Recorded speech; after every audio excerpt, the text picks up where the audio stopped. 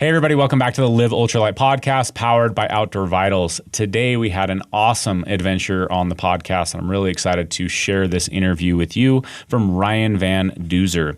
Ryan is an adventurer from Boulder, Colorado, and he's best known for his popular YouTube channel as a bikepacker, but he's also a hiker, trail runner, ultra racer, and world traveler. As a TV host, his work has been featured in Men's Journal, Discovery channels, out of the Wild Venezuela.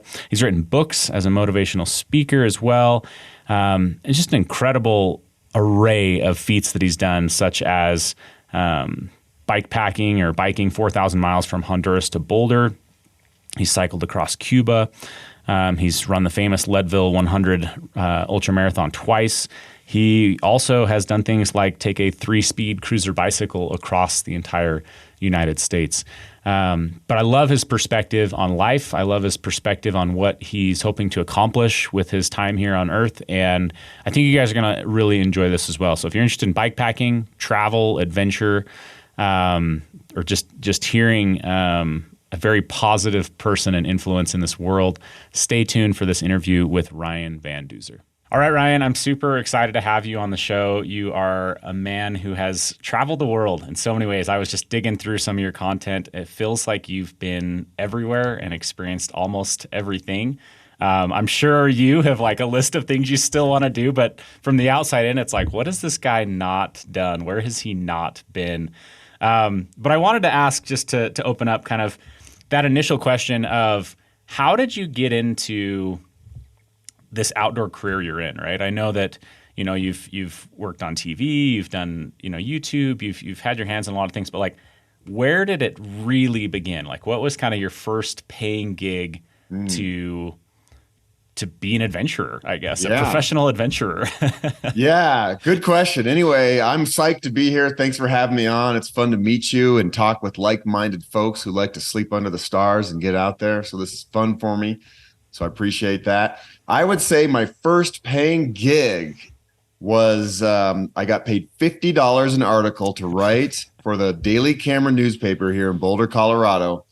And at the time, I was riding my bike from Honduras back to where I live in Boulder, Colorado. I was a Peace Corps volunteer for 2 years in Honduras. I worked with little kids. It was an amazing experience. And I didn't want to just get on an airplane and fly home after 2 years of being down there. I really wanted to process the work that I had done and also have time to dream about the future and what I wanted to do with my life. And I wanted to go on a big adventure.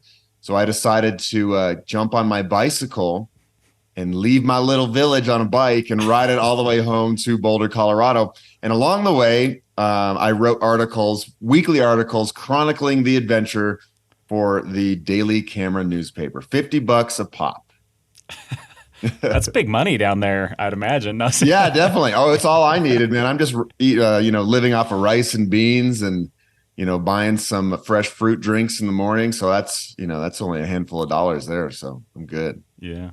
How did you end up, down there doing that work? And like, what were you doing on a daily basis with the Peace Corps? Yeah, so I've always been service minded in a way. Even when I, living here at home in Boulder, I worked in after school programs with kids. I've always liked working with youth, specifically like, Latin American immigrant youth. There's quite a few in Boulder. And at a young age, started working with them. It was just awesome. I loved it. I love the culture. I love the language. I love everything. And so I really wanted to, dive deep, into service work. And the Peace Corps was a way for me to do that. I had done like week-long, trips in the Dominican Republic and Guatemala, working at orphanages and stuff. But the Peace Corps was my first opportunity to really become part of a community and live there, not just pop in for a week and then leave. And after I graduated from college from the University of Colorado, I was on my way to a small village in Honduras, and I lived there for a little over 2 years working with at-risk youth. And I did all sorts of different projects, ranging from coaching boys and girls soccer teams to building a school. But mostly I was just like a big brother in the neighborhood, and I gave out like 1 million piggyback rides and all that kind of stuff. That's super interesting. So it wasn't so much like you're going down there and doing physical work or Yeah. professional, you're not like a dentist down there, right? You're just helping in more of a personal Yep. one-on-one level. Absolutely. I worked in a lot of different schools and started my own projects, but really it was about giving the young people there something to do. And one of the biggest projects I did was a youth news TV show. I had a degree in broadcast journalism, and I thought, well, maybe I can use some of my actual skills and teach these kids something that might help them down the road. And so I got a bunch of cameras donated from UNICEF, and we started a youth TV show, and the kids would run around all week and film topics that were interesting to them, from, the environment and picking up trash to love or whatever it was. And every Sunday we had a little TV show, and it was super fun. And it's still going to this day. That's really one of the goals with the Peace Corps, is to create sustainable projects so that you start something there, and then when you leave, it still carries on. And that's really the goal overall with Peace Corps around the world. Wow. Yeah, that's really awesome to know that it's still up and running today. And yeah, I'm sure that's super satisfying to know you Absolutely. made that lasting difference. Was that like your first time leaving the country or going out of the country, or have you traveled a lot when you're younger? Or? I did not travel a lot when I was younger. I was raised by a single mom. She had 4 kids. We didn't have a lot of extra money for travel, And I remember I always joke, like, the furthest I ever traveled was to go to Cheyenne, Wyoming for a soccer game. I live in Boulder, so it's like 2 hours away. Not a big deal. So travel was not a part of our lives growing up, but I always loved watching the Discovery Channel and Travel Channel and dreaming of these far off exotic places. And so I said to myself at a young age, okay, I want to find a way to be able to travel to these places someday. I didn't know what that meant at the time, but I knew I was going to make it happen, and I did. So after I graduated high school, I lived in Sweden for a year as an exchange student, a Rotary exchange student. So that was my first taste of the world outside of the Boulder, Colorado bubble. And from that moment on, I really wanted to make travel a big part of my life. I love meeting new people and learning languages and cultures and eating interesting food. And it just lights me up like nothing else. And so that's really when it started. And then I went to college at the University of Colorado, and I did some study abroads here and there, and then off to the Peace Corps. And when I got back from my big bike ride from Honduras, I really was serious about, okay, I want to find a way to make a living by telling stories. Essentially, I want to be a storyteller, and I want to travel. And that's what lit the fire. So you get back from Honduras with this goal and this dream. What do you do? How did you make it a reality? It's hard. I didn't quite know what to do, but something just kind of fell into my lap. I started working for public access TV here in Boulder. And public access is usually the channel that nobody watches because it's just kind of low budget and weird. But I started doing an outdoor adventure TV show, and the show I called Out There, and I dreamed it up, and I would just run around Boulder with a little Sony video camera and I filmed little adventures. And the goal of the show was to inspire people to get outside and get off their couches and challenge themselves. So I would do anything from like trail running to kayaking, anything that you could do in Boulder. And that show, surprisingly enough, was watched by more people than just my mom. And it kind of was my start in the world of broadcast journalism, really. I didn't make any money doing the show. It's public access. You don't get paid. So it was just like a way to practice what I wanted to do. You've heard the term fake it till you make it. I was faking it until I was hopefully going to make it, and that show has led to essentially what I do today on YouTube, filming adventures with the goal of inspiring people to go out and challenge themselves. Yeah. No, I like that a lot. I always tell people that ask me for advice to work for an education, not for money, right? Yeah. If you really know what you want to do, then do whatever job or whatever you can to learn, and then the value will follow, right? The money will follow. And I think that's sounds like exactly what you did there, is say, this isn't the easy route. This isn't I'm not getting paid big bucks for this. You probably had to turn down other opportunities, but paved the way, right? Yeah, and it was an interesting time in life. I was 25, 26 years old. A lot of my friends had real jobs and were making real money and buying houses. And here I was living in my mom's basement because it was free and doing public access TV. And then I also worked at a local elementary school running their after school program. So I still really wanted to keep that service minded aspect to my life. And that's how I pulled it off by not having high expenses. I've never had a Mm-hmm. car in my life. I ride my bike everywhere. I keep my expenses low, and I was able to pull it off. And now it's led to a pretty exciting life. Yeah. So take me through like going from that to maybe getting into more of these massive adventures, right? Because I mean, you've done a tremendous amount of bigger adventures. From the Great Divide mountain bike route, Colorado Trail, your Honduras. You've gone across America multiple times. So are those all really put on and sponsored, I guess, by your YouTube channel at this point, or were you doing some other work in the meantime? In the early days, I really wasn't making much money. I continued working for my local newspaper, and some of those rides across the United States, I would write weekly articles. And this is also when like online video became a thing. YouTube started in like late 2005, and this was about that time. And so I started making videos of my bike adventures across the country, also writing articles, so making a little bit of money, just enough to scrape by. But, I was living the dream. I was traveling the country on a bicycle, doing what I loved. And again, it was all about hopefully inspiring people to leave their cars behind and ride their bikes more. And I'm not a car hater. I realize that there's definite use for cars, but it's like, I think we can ride our bikes more. And so the goal was to like say, hey, you know what? I'm going to ride this 3-speed cruiser all the way across the United States and show you that you don't need the most expensive gear to do something big. And maybe it'll inspire people to ride their bikes to work or to the grocery store or whatever.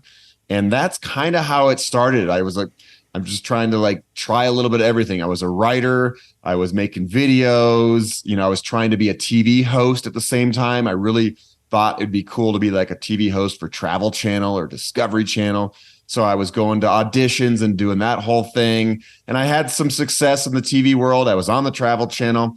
I was on a Discovery Channel survival show in Venezuela. So I've done a little bit of everything.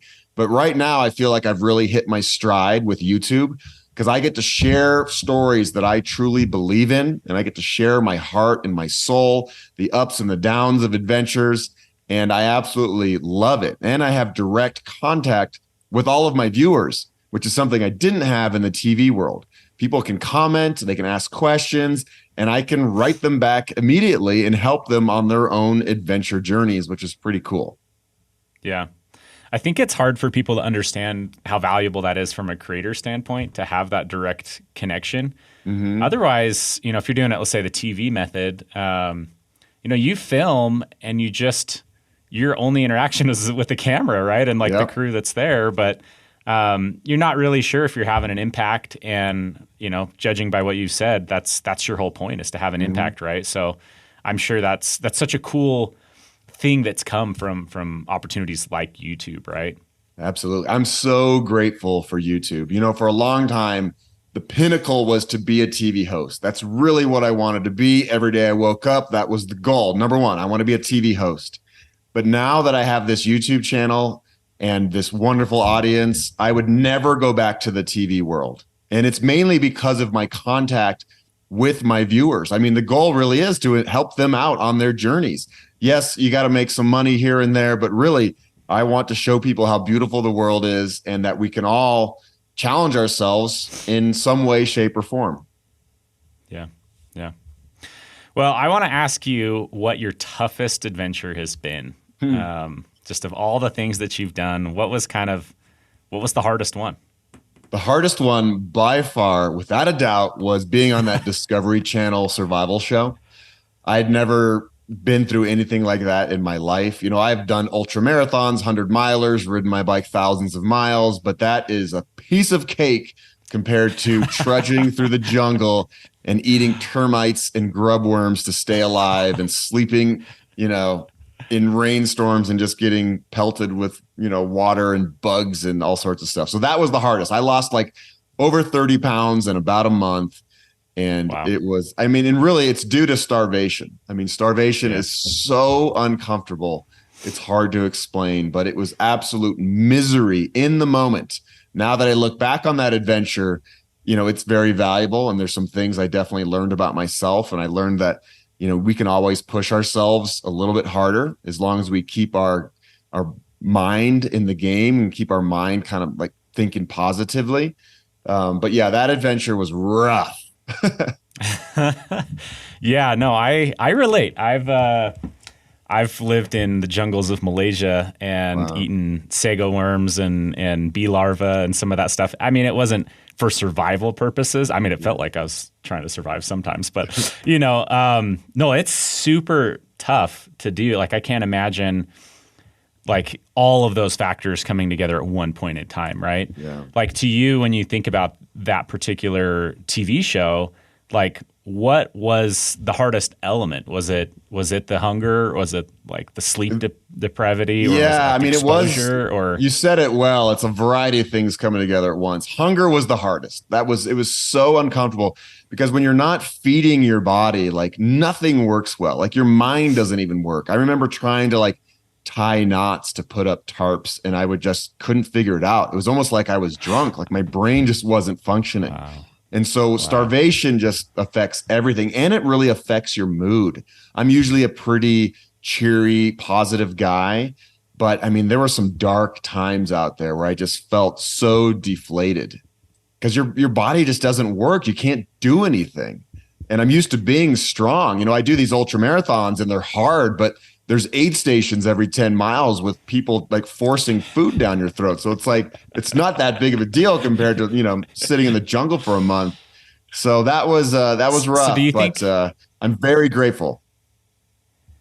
do you think that like your loss of even cognitive ability or mental ability was sheerly from the hunger and the lack of energy or food, or was any part of that like exposure? Like, were you getting super cold or hypothermic, right? Because I've experienced those same things from exhaustion or like pre-hypothermic or something like that, right? Where you're getting really almost dangerously close to your body temperature getting too low. So just curious if like, is that really just from the calories in your opinion? It probably wasn't. I attribute a lot of it to starvation, but we really weren't sleeping much. We didn't have tents or sleeping bags or sleeping pads. So when it was time to sleep at night, sometimes we would just pile up. There were 9 of us and we would have our rain jackets on and put our hoods over our heads. And we would just be getting rained on all night and shivering and it was absolute misery. And then the nights that it wasn't raining, we had bugs in our ears and our faces constantly like biting us. They had these little things called puri-puris, which is like a sandfly. And God, when I got home from this adventure, my body was just all scabbed up and bloody. I looked diseased. Oh my goodness. Yeah, because I mean that takes energy too, right? To heat your body when it's raining on you and cold. So it's just a constant toll, on your body. Yeah. And on top of it all, haven't even mentioned it yet. This is a TV show, so there's cameras in your face all the time, and that's stressful too. That was the best training you could have to pick yourself up for the camera, right? Exactly. You're like, oh God. And they're like, hey Ryan, so tell us about the relationship with Michael. What's going on? I feel some tension. And you're like, oh man, like I don't have the energy for this. Yeah, I can't imagine. It kind of seemed like, because I was watching some of that prior to jumping on the call with you, and it kind of seemed like that was like the original survival show. Like, was there anyone doing that before this? And was the point of that just to survive, or like what was the point of the whole show? The point of the show, so it was called Out of the Wild Venezuela, and the goal was to get out of the wild. So they dump us into the jungle, and every few days we get a piece of a map, and we're navigating to different camp spots. And the goal is to find civilization, essentially. And wow. Yeah, it was rough, but I really actually, I'm proud of that show. It kind of portrayed the best of humanity. It wasn't like Survivor where there's $1 million prize and there's alliances and people are backstabbing each other. Like we really had to come together as a team. And it was a really it was powerful. It really was powerful to be with those 8 other people. And I'm still friends with all of them. I mean, we went through some serious stuff together. Yeah. Well, what did you learn from it? Like, what's the I guess when I get done with stuff like that, even if it's type 2, type 3 fun, where you're like, wasn't fun during the moment, it's not even that fun to think about it after, right? But like, usually in those moments you learn, right? You grow in some way, shape, or form. Just curious what you took away from that experience. I learned that we can push ourselves much harder and further than we ever thought imagined. I tell people about this and their first response is, "Oh, I could never do that." But I tell them, "Yeah, I bet you could." Humans are pretty incredible.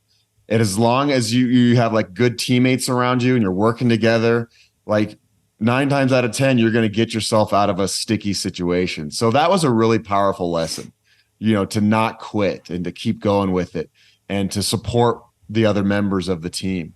And so all of those lessons have been very valuable going through my life, working just in group projects or TV productions or whatever. When times get tough, there's always a way through.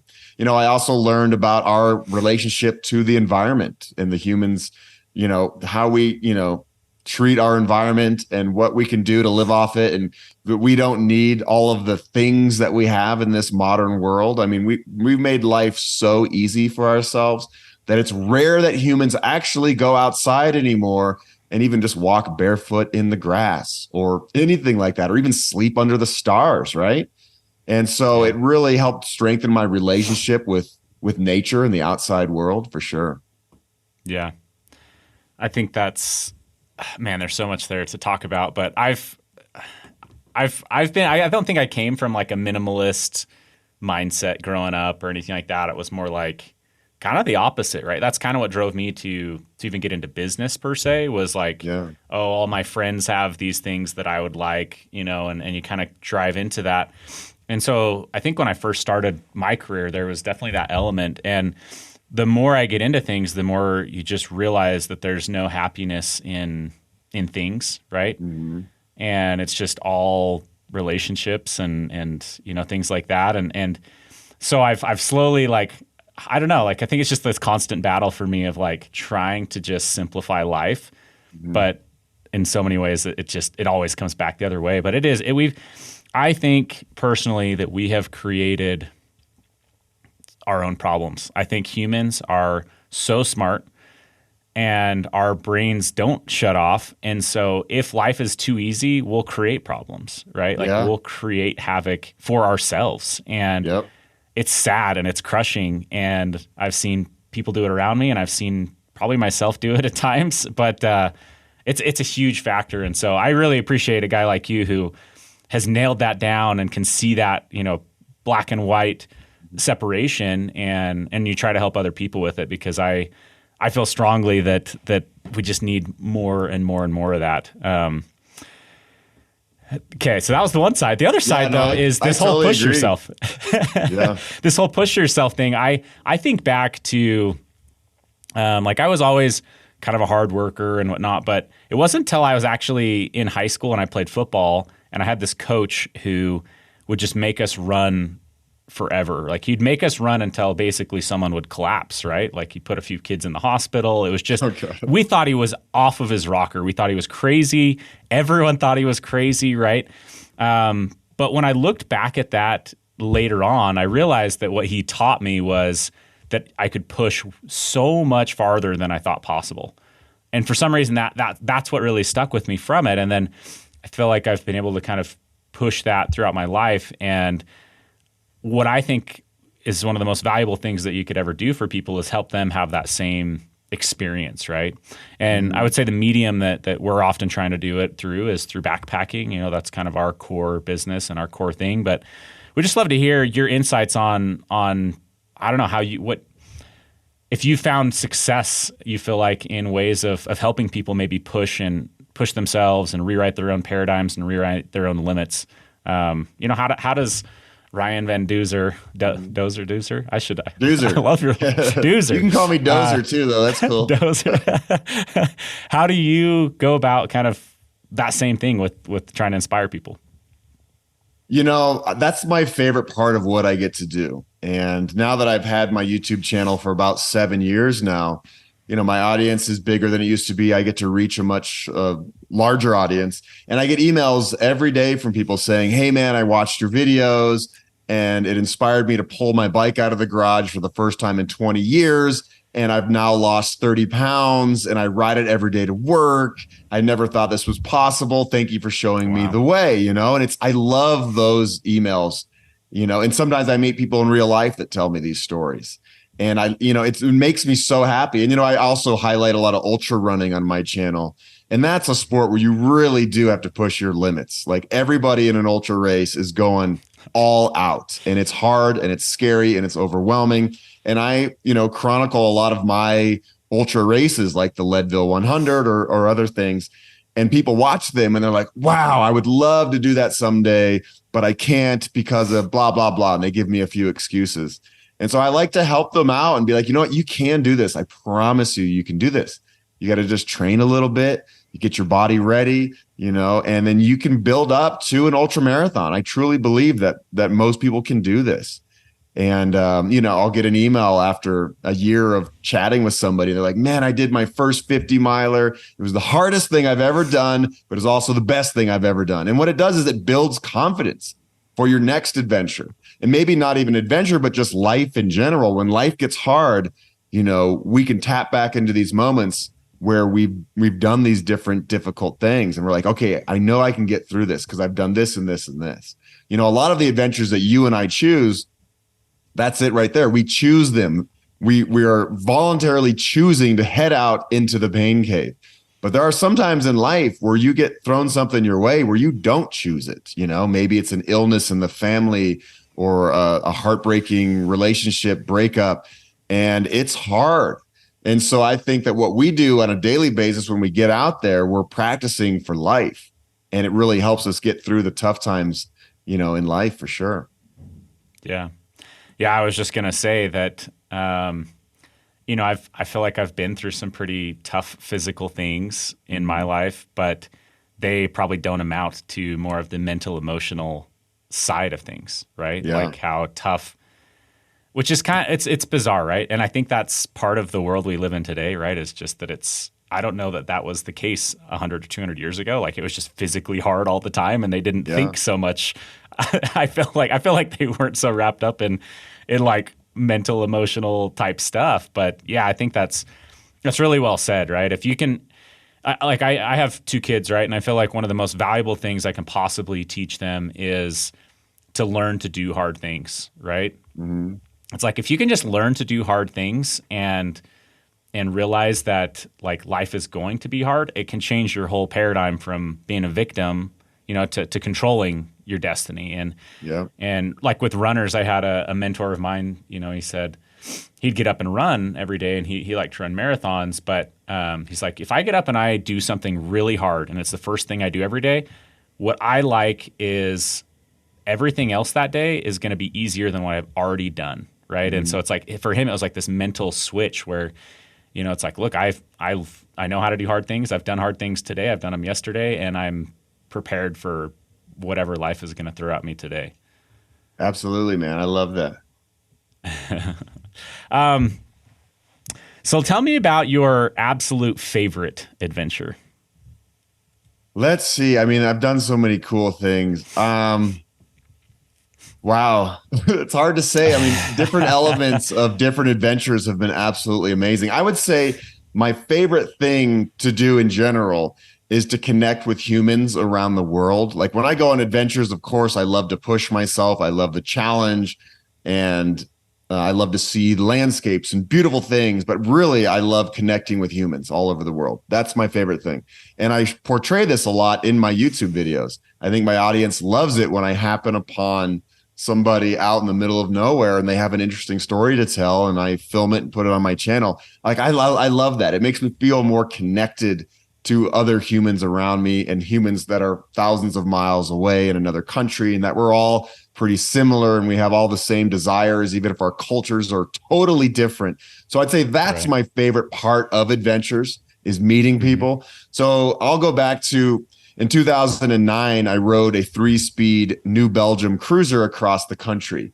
And that was my first time traveling across the United States in any way, shape, or form. I hadn't even done it on a road trip, like in a car. And I met so many wonderful people along the way, like farmers out in Kansas and coal miners in West Virginia. And it really gave me an appreciation for my country that I didn't have before. I really discovered a lot about the United States through that first cross-country ride, and it will always hold a special place in my heart. Yeah. Do you have any like specific stories or anything that come to mind of like just meeting someone out there that had an impact on you? For sure. So I kind of mentioned it, but I met a coal miner in West Virginia. I was riding this cruiser bike up a pretty steep mountain in West Virginia, and this guy came driving by me in a red truck, and he yells out the window and he goes, "Hey man, where are you going?" And I was like, "I'm going to Washington, DC." And he's like, "No shit." And he's like, "Come on over here. I'll give you some food." So he kind of got in front of me and led the way for a bit. And we went down a dirt road, and he gets out of the car and he's like, "Hey man, my name is Danny. I live here out in the woods and I don't have much, but I can give you some macaroni and some Crystal Light. And, I know what it's like to travel, and I just want to make sure you're okay." And I was like, "You are awesome." And so that guy ended up being so cool. I ended up staying at his house that night, and he showed me all around the area in this small town he lived in West Virginia. And he'd been a coal miner since he was 18 years old. At the time, he was about 55. And he was just such a kind-hearted human. And when I left the next morning, he took this necklace off of his neck and said, "I want you to have this. This stands for courage, wisdom, and strength. And if you remember those 3 things in life, it'll get you through anything." And so I've been wearing this necklace ever since. This has been 2009 I got this. So it's been 14 years. And I'm still in touch with Danny. I still call him on his birthday and holidays. And we have a great relationship now. I've actually been back to his house as well. Yeah. Yeah, that's wild. I didn't expect that story. Yeah, totally. I mean, you teed that up perfectly. Like, I feel like just to have that relationship last this long and to still be that important to you is so powerful, right? Like, I feel like, I don't know, just the fact that you've been able to hang on to that at that level is really, really cool. Yeah. And, he had never brought anybody off the side of the road into his house before. He just saw me cycling up a big mountain and I was struggling. He's like, "I want to help that guy out." And ever since he met me, he does it all the time. He goes out and picks up bikers and brings them home and cooks them meals and lets them wash their clothes. I mean, he's kind of like a trail angel without even knowing what a trail angel is. He doesn't live on the Appalachian Trail or anything. He just wants to help his fellow humans, which is really cool. Yeah. Well, I'm sure you paved the way with your great big smile and personality, right? Where he felt comfortable enough to be like, "This guy seems great. I'll help him out." In a way, I think of myself as an ambassador when I go on these travels, when I ride my bike. I'm an ambassador for the United States or for Colorado, my community, for humanity. And I always try to put my best foot forward and be a good citizen, a world citizen. Or maybe I'm in Mexico or somewhere far away. I want those people to think, "Wow, we met that American once on a bike and he was so cool. And he sat down and talked with us for a couple hours." And so from now on, when those people think of Americans, they think of me, and they think of a good human, which is what I want to do. Yeah, I couldn't agree with that more. I think in so many ways, traveling the world is the best way to make the world a better place, if that makes sense, because you develop so much empathy for the people there, and hopefully you're, helping them have empathy for us as well, or see us as not whatever is on the news channel or not whatever is being portrayed, right? And so I couldn't agree with that as well. Yeah. But I couldn't agree more with that as well. But I know what you're saying. Well, let's talk. Yeah. Let's talk for a little bit. I mean, this podcast, we typically love to talk about gear and some of that kind of stuff. So you're a huge bike packer. We've dabbled in bike packing at times on this podcast and just the opportunities that it provides. Would love to hear, I guess, what makes you prefer bike packing over another method such as backpacking or I don't know, adventure dirt bikes or whatever. Like, why do you choose bikepacking? And then just love to maybe ask a few questions on some of your favorite pieces of gear for it too. Totally. So I love riding my bike. Like I said, I don't have a car. I ride my bike everywhere. I still get the same amount of joy when I jump on my bike in the morning as I did when I was a little kid learning how to ride a bike. The sense of freedom you get on a bicycle is so much fun. I mean, of course you can feel that in other sports, but for me, I truly love just riding a bike, and I love mountain biking too. I love ripping down a trail. So for me, I love bike packing because it's fun and you can cover long distances. Going uphill might be really tough, but then you can bomb downhill for a while. And, you can carry all of your gear on the bike, so it's not on your shoulders like backpacking. And I've done backpacking for sure. I've done a lot of treks in the Himalayas. But yeah, bikepacking is just straight up fun. So I'd say that's why I like it. You definitely are covering more distance, right? Like running into people on the Colorado Trail this summer. There was one guy I passed that was doing over 50 miles a day, and I just couldn't believe that he could cover 50 miles a day in that kind of country, right? It's pretty wild. And I mean, and that's on a rough trail, right? That's not even on something where you could pick up the speed a little bit or not be at 12,000 feet or. Yeah, I've done the Colorado Trail on my bike, and it's definitely one of the hardest bike packing adventures I've ever done because of the terrain. You're constantly dragging your bike up mountains and talus fields and then bombing down, and the weather is gnarly all the time. But I remember running into a lot of hikers. They would see me going uphill. They're like, man, I don't envy you at all. And then they'd see me going downhill. They're like, man, that's so cool. I wish I could do that. Yeah, totally. When you did the Colorado Trail, I believe you had helped co-design a bike that you'd taken on that trail. Yep. The design of that bike looked really cool. Like all the gears were enclosed, belt driven. Is that bike still in production? Like why am I not seeing more of those bikes? Because it seemed like such a cool concept. Yeah, so I love it too. So the idea is that it's a low maintenance bicycle. So you can go on these adventures, which are already hard enough, and you don't want to deal with your bike breaking all the time. So that's why we have the enclosed gears in a gearbox called the pinion gearbox. So mud and snow and gunk doesn't junk up a derailleur on a normal bike. And then the chain is not a chain, it's a carbon belt drive, which never needs to be lubed. And they work, flawlessly essentially. And so I designed this bike called the 600X, which is just like an adventure bike made for like off-road adventure. It's a hardtail mountain bike with front suspension, and I love it. And I think that more bike brands are going towards the internal gearing, whether it's an internal hub or a gearbox. I've heard that Shimano has some patents out for a gearbox, but right now it's kind of only the boutique bikes and handmade bikes that use a lot of this technology, I think, because it's a little bit more expensive than the traditional bike.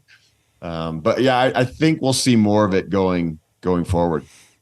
Yeah, that was my, I guess was that it was probably just a more expensive design, right? To put it together in that way, but really cool concept. I thought that stood out to me as like, wow, that is a really cool concept for just the benefits that you described for sure. So when you go bike packing, tell me a little bit about how much gear you take. I don't know if you're someone who weighs gear, has any idea of how much weight you're putting on the bike, or just any of your favorite pieces. Yeah, so I am not like a weight weenie, as we call ourselves in the bike world, where we're, really concerned about the weight of everything. That being said, I don't bring much because the heavier your bike is, the less fun it is to ride it, especially uphill. And so I really don't bring a lot on my journeys. And people see me, they're like, damn, that's all you have? I'm like, yeah.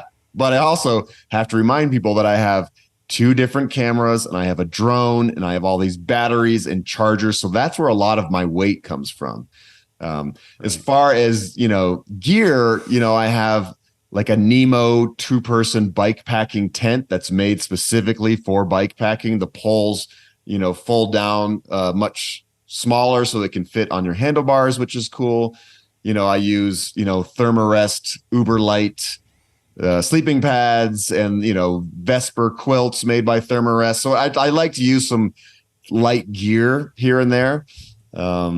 but I don't travel with a stove, so that saves some weight. I just eat, I Eat bean. bugs I and stuff you bring, find. yeah, I bring like tortillas and beans and make a lot of burritos and snacks and nuts and all that kind of stuff. I don't drink coffee, so I don't need a stove for that. And people are always horrified that I don't have coffee in the mornings. They think I'm a freak, but I'm lucky I just get up and I'm ready to roll.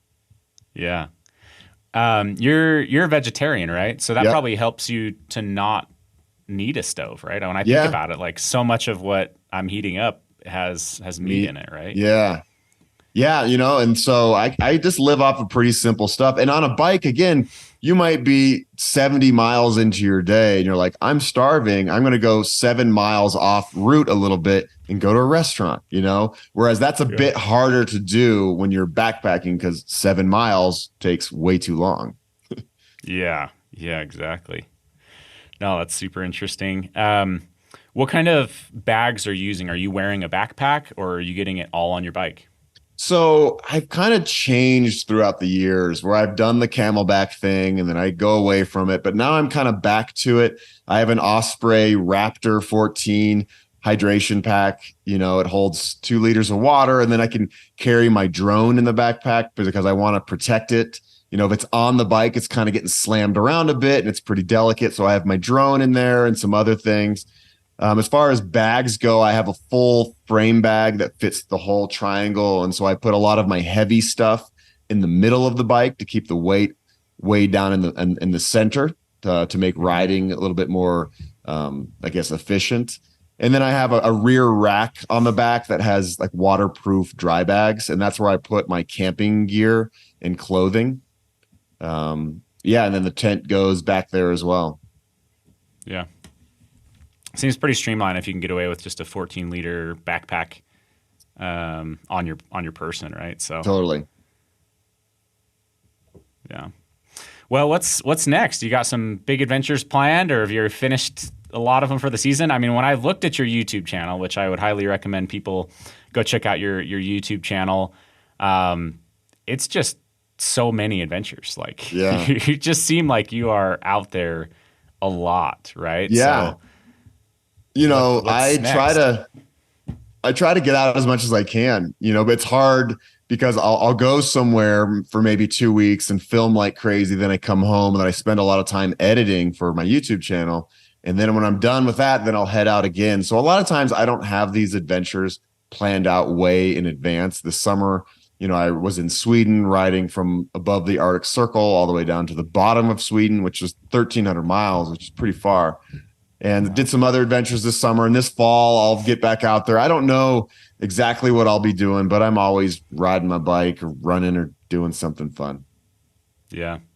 Do you ever just like head out from your house and not have an itinerary, I guess? You ever tried something like that? I've been thinking about that lately. I'm like, I should just walk out the door with a backpack and just not have any idea where I'm going to go for a few days and see what that's like. I haven't done anything quite like that. I mean, there's a few adventures that I've done from my front door for sure, but I know where I'm going. I have a route planned or something. At least with bikes, it pays to like kind of plan your route because I like to stay on dirt roads to stay away from traffic because I really don't trust drivers anymore with distracted driving and all that stuff. So I like to know that I'm on somewhat safer roads, and that usually means dirt. And so I plan out a little bit before I head out. Yeah. Gotcha. Well, I think the last thing I wanted to ask you was just a little bit about your book that you've written. Would love to kind of hear an overview of that and maybe a little pitch on what it is. Yeah, so it's called The Long Way Home. It's about my first adventure from Honduras to Boulder and how that led to a interesting life of being an adventure storyteller. And really the underlying theme is like following your dreams and really just going for crazy dreams, really. And so that came out last December and I printed it here in Boulder. It's super eco-friendly, all recycled paper. And this is really cool. It's printed with algae-based inks, so they're non-toxic, like typical book ink. Wow. And so I'm really proud of the book and how it was made. And I love that the story is out there now. It's based on all of my journals from when I did this ride back in 2005. And yeah, it's called The Long Way Home, man. And it's really what set me off on this life that I'm doing today. Yeah. That sounds awesome. Definitely interested in picking that up and going through it. With a personality like you should throw that on Audible as well. I mean, I know people keep bugging me about that. I need to do it. It just takes a lot of work to go into a studio and read a whole book. I can't imagine. Yeah. It probably feels like a mountain that you just don't want to tackle. Yeah, totally. I'm like, is this really worth it? Totally. You know, what I might do is I might just sit in front of a fireplace in a cozy chair and read the whole book and put it on my YouTube channel. And it'll be the longest YouTube video ever. Dude, and then just strip it off and you've got the audio and the video. And yeah, it'll be exactly. Awesome. So I might do that. I like it. Well, I've really appreciated you coming on the show today and talking with you. You're obviously just a wealth of knowledge and doing so much good in the world. So it's always fun to be able to highlight that a little bit and, hopefully inspire people to go and follow suit, right? To go and do some crazy, awesome adventures, to disconnect from this crazy world that we're in and try to reconnect with themselves more and to travel the world. I think it is just a phenomenal way to grow as a person and to change your perspective on the world and on life. So I love the topics that we've covered, and I really appreciate you coming on the show. Yeah, this has been a really fun conversation. I appreciate your questions, your thoughtful questions, and I hope to meet you in real life someday, man. We're not too far apart.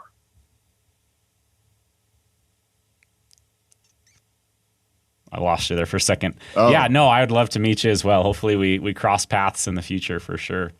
Right on.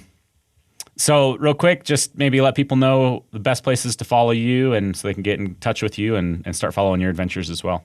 Right on. So YouTube's where I put everything that I truly care about. So youtube.com/Duzer TV. And then I have Instagram and all the other stuff. At Duzer is kind of the handle for most of my things. Awesome. Okay. Thanks so much. Go give Duzer a follow. Appreciate you coming on the show. Right on, man. All right. I hope you enjoyed that interview with Ryan. Obviously, he's an incredible human being, and I hope that you guys go give him a follow.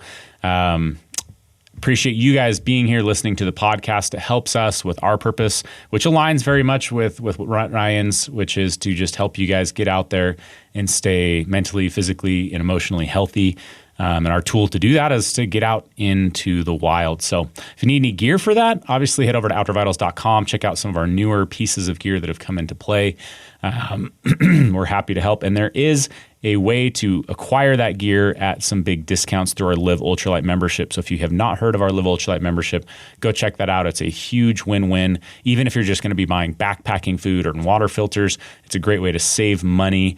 But it works very well as a savings account too for you to slowly and carefully acquire pieces that'll empower you on your adventures. So okay.